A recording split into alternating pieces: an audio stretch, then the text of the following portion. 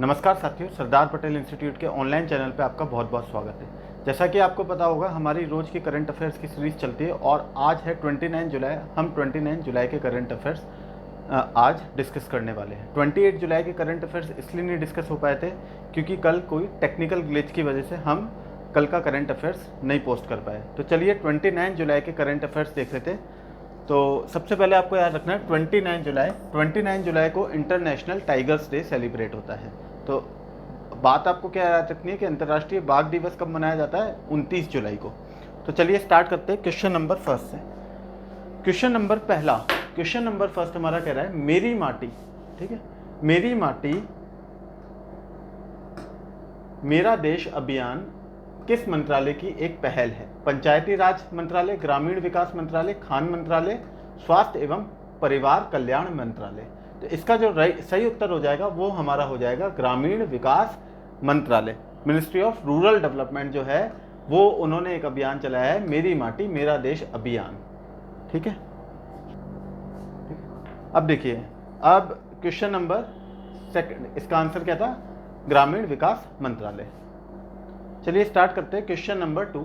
कौन सा राज्य सरकार डॉक्टरों को सेवानिवृत्ति की आयु बढ़ाकर 65 वर्ष करेगी? इसमें पूछा गया है कि कौन सी राज्य सरकार ऐसी है जो डॉक्टर की जो आयु है, कौन सी आयु, रिटायरमेंट की एज है, वो बढ़ाने वाली है। तो इसका सही उत्तर क्या होगा देख लेते हैं। मध्य प्रदेश, राजस्थान, उत्तर प्रदेश, कर्नाटका। तो उत्तर प्रदेश के मुख्यमंत्री योगी आदित्यनाथ ने फैसला करा है कि हम डॉक्टर की जो आयु है रिटायरमेंट की, वो क्या करेंगे, बढ़ाएंगे। अभी तो सरकारी अस्पतालों के डॉक्टरों की रिटायरमेंट की आयु 62 वर्ष, जो कि पहले कितनी थी? 62 वर्ष थी। डॉक्टर जो रिटायर्ड होते थे उनकी आयु कितनी थी? 62 वर्ष। 62 ईयर्स में एक डॉक्टर रिटायर करता था। अब उत्तर प्रदेश सरकार ने यह निर्णय लिया है कि अब डॉक्टर 65 वर्ष में रिटायर्ड होंगे, ठीक है।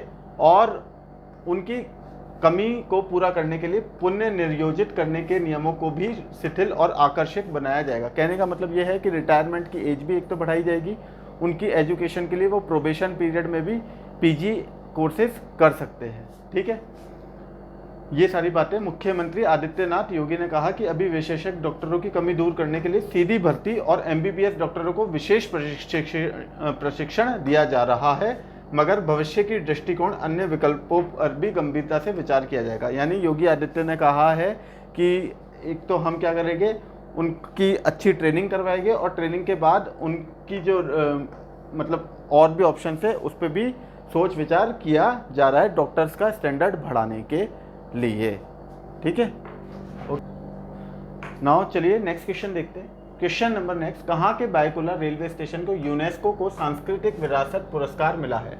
मतलब इसमें यह पूछा गया है कि कौन सा रेलवे स्टेशन है जिसको कल्चरल हेरिटेज पे अच्छी तरह कंजर्वेशन पे, कल्चरल हेरिटेज कंजर्वेशन पे काम करने के लिए पुरस्कृत किया गया है? पुरी, कोलकाता, मुंबई, अहमदाबाद। तो ऐसा कौन सा स्टेशन है हमारा? मुंबई का जो बायकुला रेलवे स्टेशन है उसमें कल्चरल हेरिटेज को प्रिजर्वेशन कंजर्वेशन के लिए अवार्ड मिला है। तो ये हमारा क्वेश्चन नंबर 3 है ना। मुंबई के बायकुला रेलवे स्टेशन को सोमवार यानी 24 जुलाई को यूनेस्को का एशिया प्रशांत सांस्कृतिक विरासत पुरस्कार मिला है, यानी पैसिफिक कल्चरल हेरिटेज अवार्ड मिला है, जो कि नवंबर में ही घोषित कर दिया गया था, ठीक है। चलिए क्वेश्चन नंबर 4 देखते हैं। राष्ट्रीय शहीद स्मारक और रेलवे सुरक्षा के लिए राष्ट्रीय संग्रहालय का अनावरण कहाँ किया गया? इसमें ये पूछा है कि जो हमारे नेशनल मार्टिव्स होते हैं और जो रेलवे प्रोटेक्शन फोर्स है उनका जो म्यूजियम है, ठीक है, वो कहाँ पे बनाया गया है? जयपुर, लखनऊ, लद्दाख और इनमें से कोई नहीं। तो इसका जो सही उत्तर हो जाएगा वो हमारा हो जाएगा लखनऊ। देख लेते हैं, राष्ट्रीय शहीद स्मारक और रेलवे सुरक्षा के लिए राष्ट्रीय संग्रहालय का अनावरण कहाँ हुआ है? हमारे लखनऊ में हुआ है।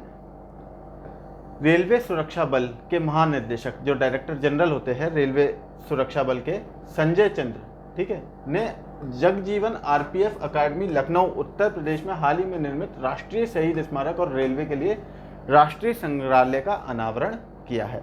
यानी रेलवे के जो जवान हैं, आरपीएफ के जो जवान हैं, रेलवे प्रोटेक्शन फोर्स जो होती है, उनके जो शहीद जवान है उसी के लिए जो डायरेक्टर जनरल है उन्होंने आरपीएफ अकेडमी लखनऊ में उसका अनावरण करा गया है। ये शहीद स्मारक 4,800 वर्ग स्क्वायर मीटर क्षेत्र में फैला है और इस स्मारक पर 1957 से अब तक 1014 शहीद आरपीएफ जवानों के नाम अंकित है।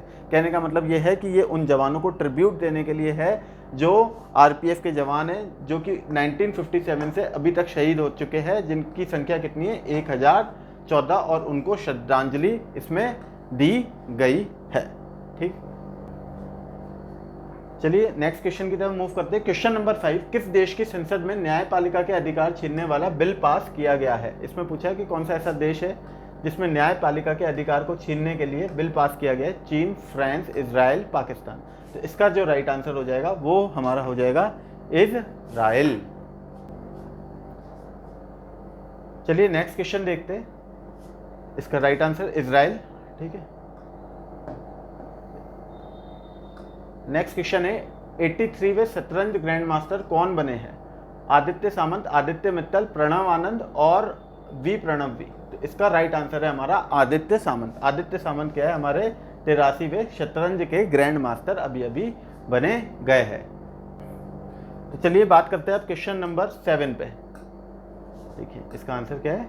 आदित्य सामंत। ठीक है, आदित्य सामंत, एस सामंत भारत के 83वें शतरंज ग्रैंड मास्टर बन गए हैं। व्हीलचेस MTO 2023 टूर्नामेंट में हमता नारायण चोपड़ा के विरुद्ध अपने 9वें दौरे का खेल शुरू करने के साथ ही 17वीं IM सामंत, ठीक है, 17 साल के थे, और 17 वर्षीय IM सामंत जो है, आदित्य सामंत जो है, ये क्या बने? ग्रैंड मास्टर बने हैं। किसके खिलाफ इन्होंने लड़ा था? हम वतन आर्यन चोपड़ा के। ठीक है, क्वेश्चन नंबर 7, वित्त वर्ष 2022-23 में बैंकों ने कितने रुपए में बैड लोन माफ किए हैं? 2 लाख करोड़, 2.05 लाख करोड़, 2.09 लाख करोड़, तो इसमें पूछा है कि बैंक ने कितना लोन, बैड लोन जो है वो वेव ऑफ किया है। तो इसका राइट आंसर हो जाएगा 2.09 लाख करोड़। ठीक है, तो ये इसका राइट आंसर है। RTI से प्राप्त जानकारी के अनुसार भारत में बैंकों ने वित्त वर्ष 2023 के दौरान कुल 2.09 लाख करोड़ से अधिक का लोन माफ कर दिया है। पिछले 5 वर्ष में बैंकिंग सेक्टर द्वारा माफ किए गए लोन का आंकड़ा, 5 वर्ष में बैंकिंग सेक्टर ने कितने लोन माफ करे? RBI के, RTI नहीं है, ये RBI है। ठीक है, RBI की जो जानकारी है उसके अनुसार जो 2023 के दौरान 2.09 लाख करोड़ का लोन माफ करा गया, और पिछले 5 सालों में 2.57 लाख करोड़, ठीक है, लाख करोड़ का क्या है, अभी तक लोन वेव ऑफ कर चुके हैं बैंक। ठीक है ना। चलिए लास्ट क्वेश्चन पे आते हैं हम। लास्ट क्वेश्चन है, अंतर्राष्ट्रीय बाघ दिवस कब मनाया जाता है? ये बहुत ही अच्छा क्वेश्चन है। इसमें पूछा है कि इंटरनेशनल टाइगर डे कब सेलिब्रेट किया जाता है। तो मैंने आपको स्टार्टिंग लेक्चर के स्टार्टिंग में बताया था, इसका राइट आंसर क्या है? आज 29 जुलाई है, 29 जुलाई को international tiger day. Tiger day क्यों सेलिब्रेट किया जाता है? देखो आपको पता है कि पिछले कुछ सालों से हमारी जो 2014 के 10 के डेटा उठा है, हमारी बाघों की संख्या क्या है, विलुप्त होती जा रही थी। एक टाइम आया था जब टोटल 1400 बाघ बच गए थे, 1400 के करीबन बाघ बचे थे। तो अब बाघों की संख्या विलुप्त हो रही थी क्योंकि पोचर्स थे, शिकार कर रहे थे, बाघों की कोई सुरक्षा नहीं थी, सेंचुरीज वगैरह इतनी बिल्टअप नहीं हुई थी, उनका कोई प्रोटेक्शन नहीं था। तो उसको ख़त्म ना करने की वजह से क्या है, इंटरनेशनल टाइगर डे बनाया जाता है, जिसमें ये डिस्कशन होता है कि टाइगरों को कैसे प्रिजर्व किया जाए, बचाया जाए, क्योंकि वो क्या है, हमारे देश की शान है, उससे काफ़ी टूरिज़्म भी आता है, और इंडियन टाइगर्स वैसे भी हमारा क्या है, शान का प्रतीक है। तो इसमें देखिए, अंतर्राष्ट्रीय बाघ दिवस, इंटरनेशनल टाइगर डे, हर साल 29 जुलाई को मनाया जाता है।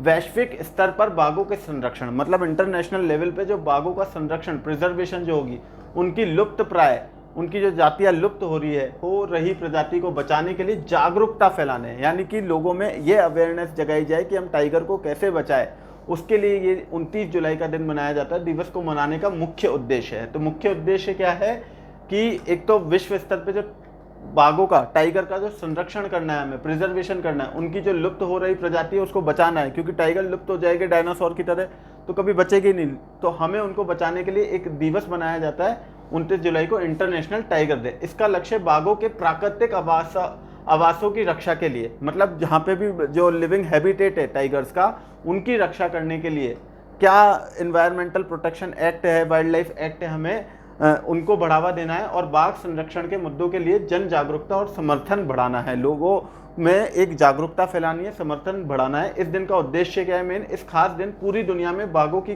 कम होती संख्या पर बाघों की जो संख्या कम हो रही थी उस पर नियंत्रण, उस पर कंट्रोल कैसे किया जाए, साथ ही उनके आवासों यानी जंगलों की सुरक्षा करना, साथ ही इसका विकास कर दुनिया की बाघों की घटती संख्या के प्रति जागरूक करने की इसका उद्देश्य है। बाघ कितने, ठीक है, इसमें ये पूछा है ये खास दिन इसलिए मनाया जाता है क्योंकि टाइगर क्या है, आपको पता होगा टाइगर विलुप्त होने लग गए थे, कम होने लग गए थे, तो अब उनकी संख्या को बचाया कैसे जाए उसी के लिए एक खास दिन बनाया जाता है कि उनके हैबिटेट को, उनकी लिविंग को, उनके लिए कैसे कैसे प्रिजर्वेशन एरियाज बनाए जाए जहाँ पे टाइगर बहुत अच्छे से रह सके, उनको बचाने के लिए ये दिन बनाया जाता है। इसमें यह भी दे रखा है कि बाघ जो है, बाघ बहुत ही ज़्यादा एक अच्छा जानवर है जिसको लोग काफ़ी देखने आते हैं, टूरिज़्म भी बहुत ज़्यादा बढ़ता है। आपने देखा होगा राजस्थान में भी हमारे एक बहुत ही अच्छी सेंचुरी रणथंभौर सेंचुरी, जहाँ के बाघ बहुत प्रसिद्ध है और काफ़ी ज़्यादा संख्या में बाघ वहाँ पाए जाते हैं। तो अलग अलग रंग के बाघ होते हैं, सफ़ेद बाघ, काली धारियों वाला सफ़ेद बाघ, ये सारी बातें आपको याद रखनी है। देखो सबसे इम्पोर्टेंट जो मुख्य प्रतियोगी परीक्षा के लिए क्या होगा, विश्व वन्यजीव कोष मुख्यालय हमारा कहाँ पर है,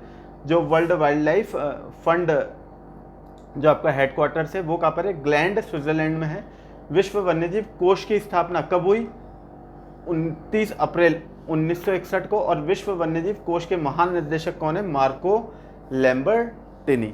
ठीक है, अब इसके बाद कुछ और पॉइंट्स भी हम देख लेते हैं जो कि आज के करंट अफेयर्स से रिलेटेड हो गए।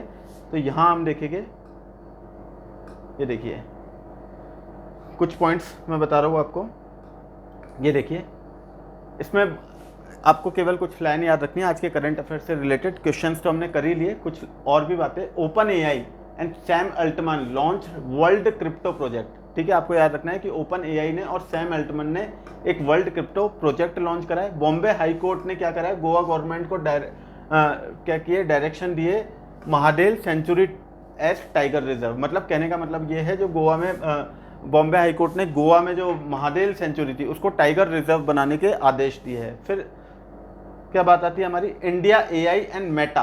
ठीक है, इंडिया में जो आर्टिफिशियल इंटेलिजेंस है और मेटा है, मेटा कंपनी है, ठीक है, मार्क जकरबर्ग की, साइंड ऑन एमओयू। उन्होंने क्या है, एक मोमेंट ऑफ अंडरस्टैंडिंग साइन करा है to establish a framework in AI and emerging technology. ठीक है, RBI has permitted 20 banks operating in the country to open 92 special rupee vostro account of partner bank from 22 countries. RBI ने ये permit किया है 20 बैंकों को कि वो क्या करें, 92 special rupee vostro account partner का खोले, पार्टनर बैंक के साथ, किन 22 कंट्रीज के साथ। फिर लास्ट बात क्या आती है, last Amit Shah has launch मेरा गांव। अच्छा, अभी अमित शाह ने मेरा गांव मेरी धरोहर एज ए पार्ट ऑफ आज़ादी का अमृत महोत्सव लॉन्च करी है। तो यहाँ पे हमारा करंट अफेयर्स का लेक्चर खत्म होता है। Thank you and have a nice day.